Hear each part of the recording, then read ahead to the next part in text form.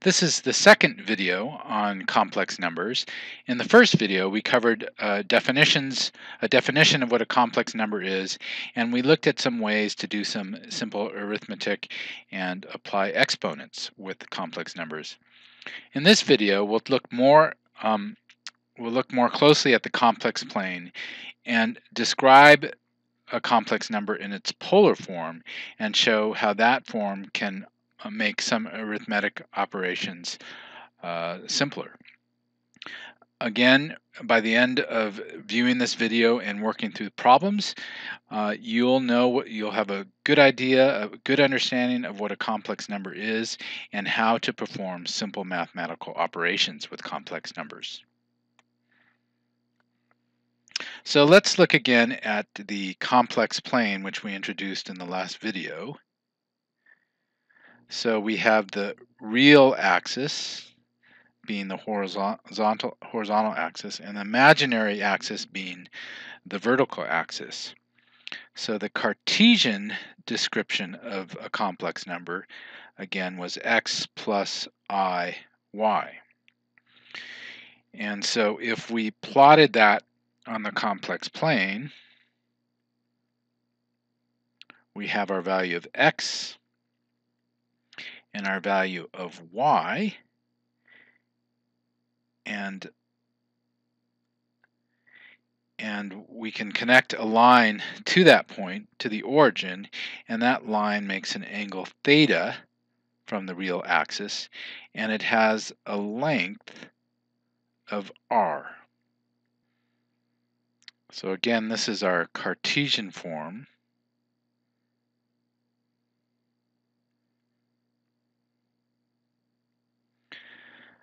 But you'll notice that x is equal to r cosine theta, and y is equal to r sine theta.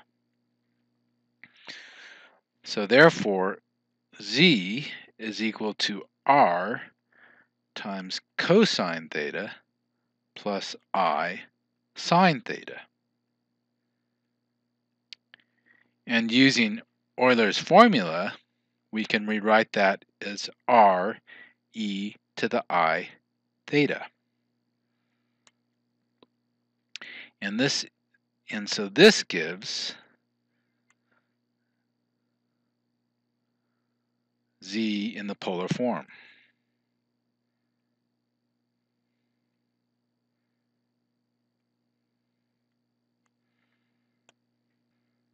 And this is an equivalent way of expressing a general complex number. So again, r, the length of r, is equal to the modulus of z,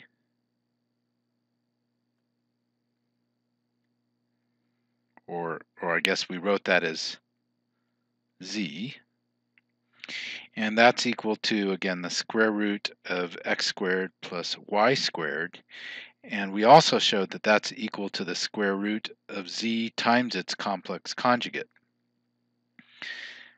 Theta is called the argument of z.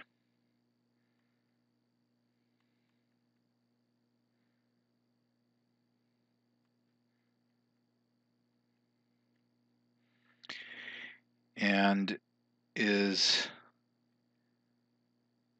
given by the arctangent of y over x. That's equal to theta. Arctangent of y over x is a way of computing or determining what theta is from the Cartesian form. Or theta is equal to the argument arg of z. That would be another way of writing that. So in general, theta generally has an infinite number of values.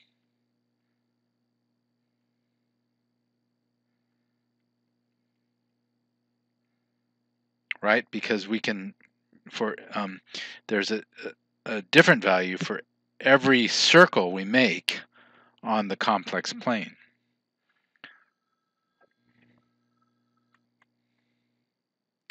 So we can write theta as equal to the smallest angle, theta naught, plus 2 pi times k, where k is an integer, and it's 0, 1, 2, up to infinity.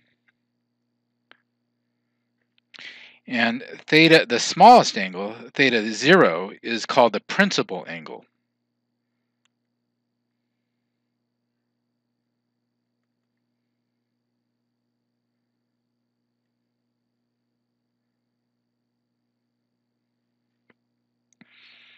Or the principal, or I should say the principal argument.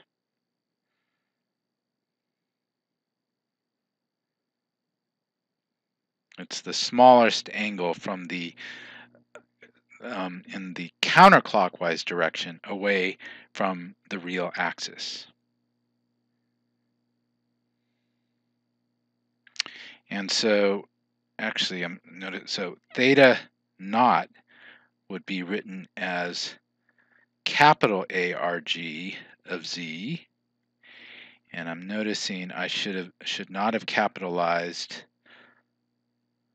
So theta would be equal to the lowercase arg of Z to represent the argument of Z that can have an infinite number of values, whereas theta 0 is the capital ARG, the principal argument. And this is the principal argument, and theta naught is less than 2 pi.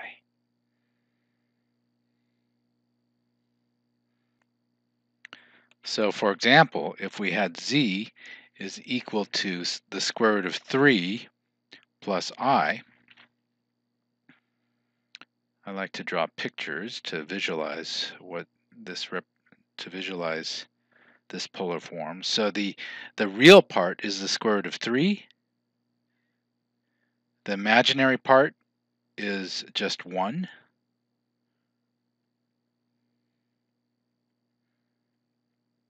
So this is my plot of Z. And so the radius, or the argument, is the square root of 1 squared plus the square root of 3 squared, which gives the square root of 4, and that's equal to 2. The principal argument is the arctangent of 1 over the square root of 3, and that is equal to 30 degrees, or pi over 6. So we could rewrite Z as R, which is 2, e to the I times pi over 6 plus 2 pi times k.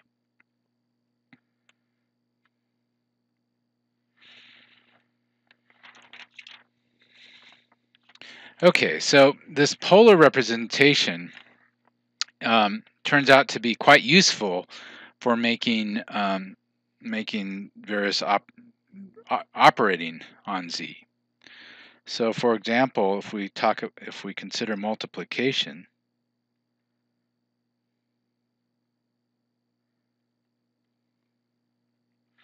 if we have, for example, Z1 times Z2, then that's equal to R1 e to the I theta 1 times R2 e to the I theta 2, and so the product is simply R1 R2 e to the I theta 1 plus theta 2.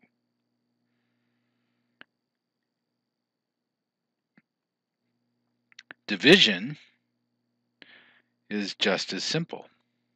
Remember, in the Cartesian form, we had to do a little more algebra to make the denominator real, but here we don't need to do very much,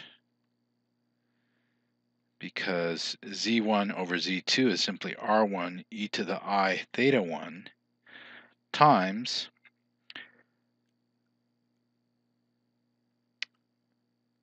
one over R1 or sorry, 1 over r2 e to the minus I theta 2, and that's simply r1 over r2 e to the I theta 1 minus theta 2.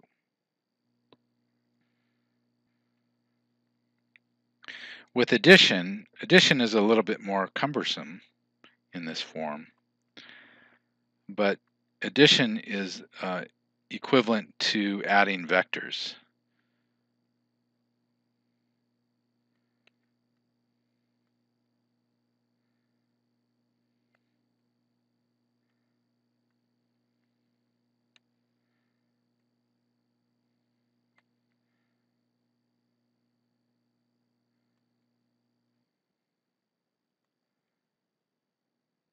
Adding vectors on the complex plane.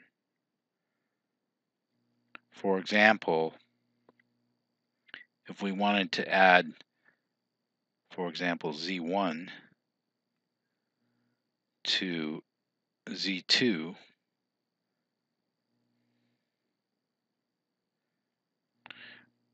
we would place we could think of those as adding vectors. So if that's z2, and then the sum would be the vector sum.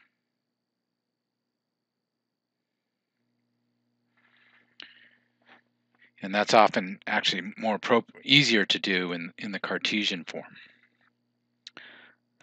In terms of powers, for example, if we had z equals r e to the I theta raised to the n power, then that simply becomes r to the n e to the I theta times n.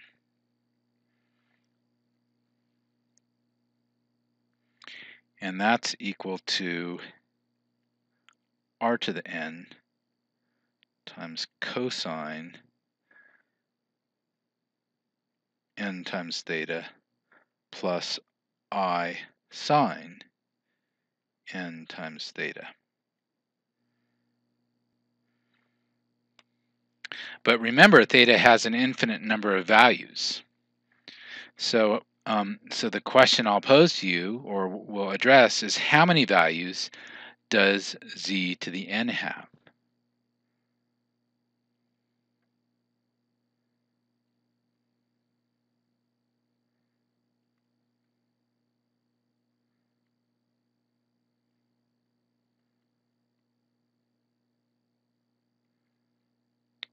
So we can write z to the n as r to the n times e to the I n times the principal argument plus 2 pi k, and that's equal to r to the n e to the I n theta naught times e to the I times 2 pi k.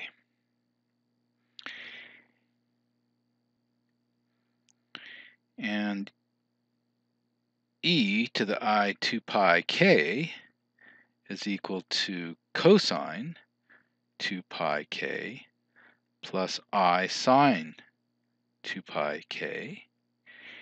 And the sine of any integer number of 2 pi's is equal to 0. And the cosine of any integer number of 2 pi's is equal to 1. So e to the I 2 pi k is uniquely 1. In other words, we're right here on the real axis. E to the I 2 pi k is right on the real axis. Okay? And so the answer to our question is we have only one unique value for e to the z raised to the n power. and it's equal to r to the n e to the in times the principal argument.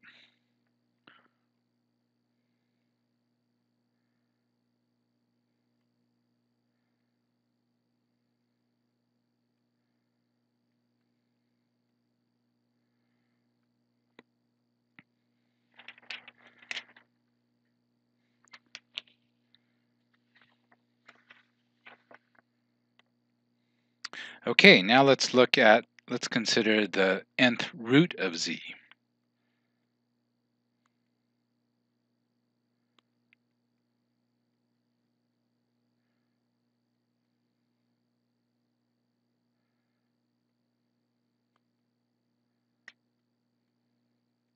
That is z raised to the 1 over n power. So we're going to find here that for a complex number, we also will get n roots for when we raise z to the 1 over n power. So let's write this out. Z to the 1 over n is equal to r e to the I times the principal argument plus 2 pi k, all raised to the 1 over n power. And that's equal to r raised to the 1 over n power times e to the I theta 0 over n times e to the I times 2 pi k over n. And so it turns out that 2 pi k over n has n unique values. And those values correspond to when k is equal to 0, 1, 2, all the way up to n minus 1. So, for example, in this case, I'm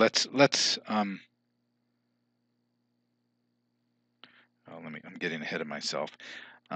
Because 2 pi k over n has n unique values, then z raised to the 1 over n power also has n unique roots. Okay?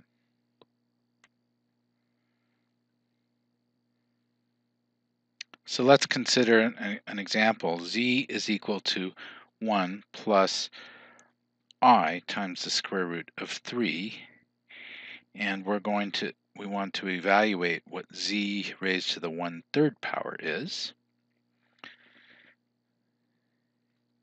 And so, so r is equal to x squared plus y squared to the 1/2 power, and so x squared is 1, y squared is 3, so we have the square root of 4, and that gives 2, and theta is equal to, or I should say theta naught is equal to the arctangent of y over x, which in this case is the square root of 3 over 1, and that is 60 degrees, and that's equal to pi over 3. So z to the 1/3 is equal to r to the 1/3 e to the I theta naught over 3 times e to the I times 2 pi k over 3. And substituting our values of r and theta naught, we get 2 to the 1/3 e to the I times pi over 9 plus 2 pi 2/3 k over 9. sorry, 2/3 k.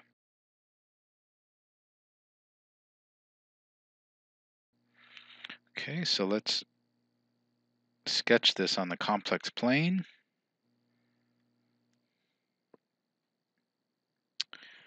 Our argument is, again, theta naught is equal to pi over 9.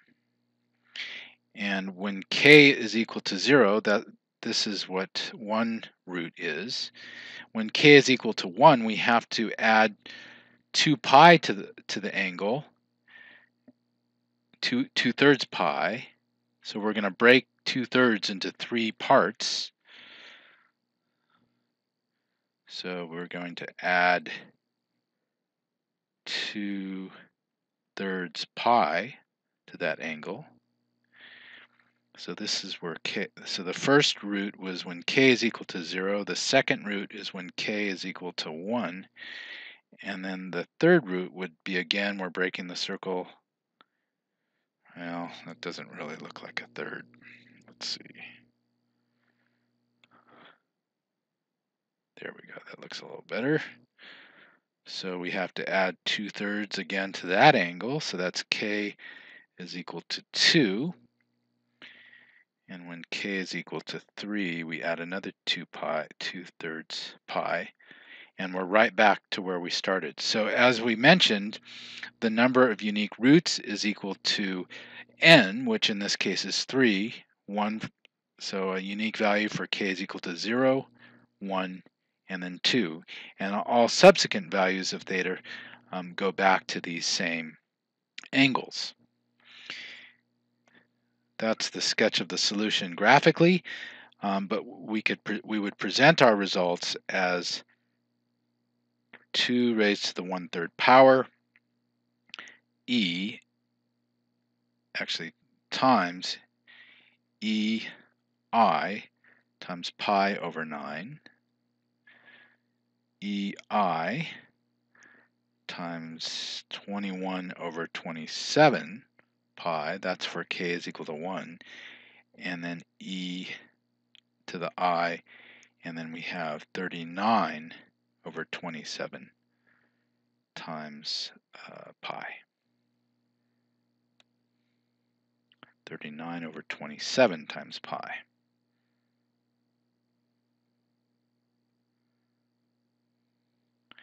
And those are our 3 roots of z to the 1/3.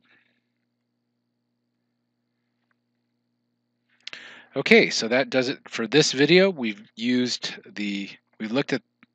interpreted z on the complex plane and defined it in terms of in its polar representation, and we've used that polar representation to do various mathematical operations.